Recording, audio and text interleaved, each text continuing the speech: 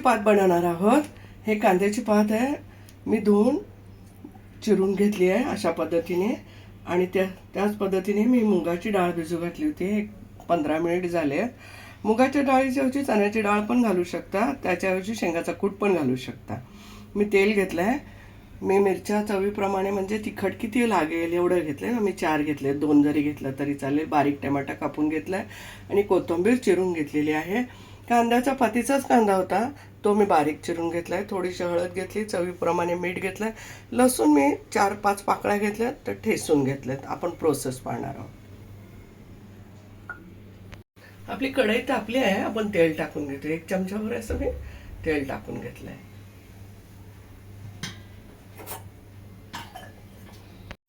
आपण लसूण ठेचून टाकत आहोत, त्याबरोबरच कांदाही टाकून घेत आहोत।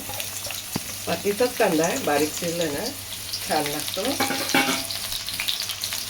आपण हिरवी मिरची कापलेली होती ती टाकून देत आहे। टोमॅटो टाकून घेत आहे।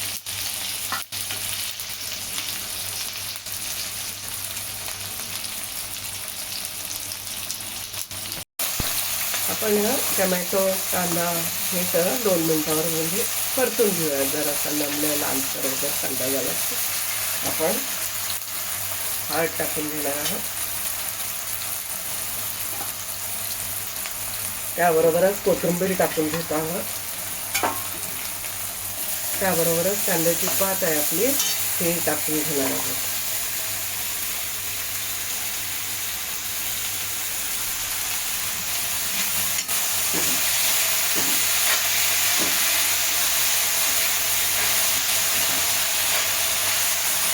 त्याबरोबरच आपण आता डाळ पण टाकून घेणार आहोत। डाळीतलं पाणी काढून टाकायचं आहे, कांद्याच्या पातीला पाणी सुटतंय।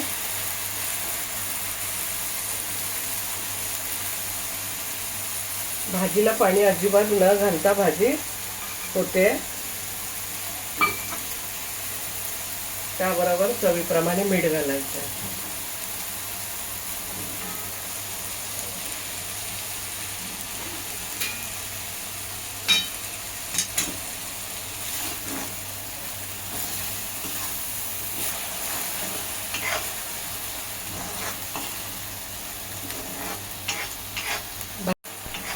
आता आपण भाजी परतून घेतली आहे। आपण एक 5 मिनिटासाठी गॅस लो करायचा आहे आणि झाकून ठेवायची। आपली कांद्याची पात आणि डाळ व्यवस्थितरित्या शिजवून होईल। आपली कांद्याची पात शिजून झाली आहे, आपण सर्व करणार आहोत। आपण कांद्याची पात सर्व करून घेतलेली आहे, खाण्यासाठी रेडी आहे। मस्त खा, स्वस्त राहा, आनंदित राहा। लाईक करा, शेअर करा, सबस्क्राईब करा। धन्यवाद।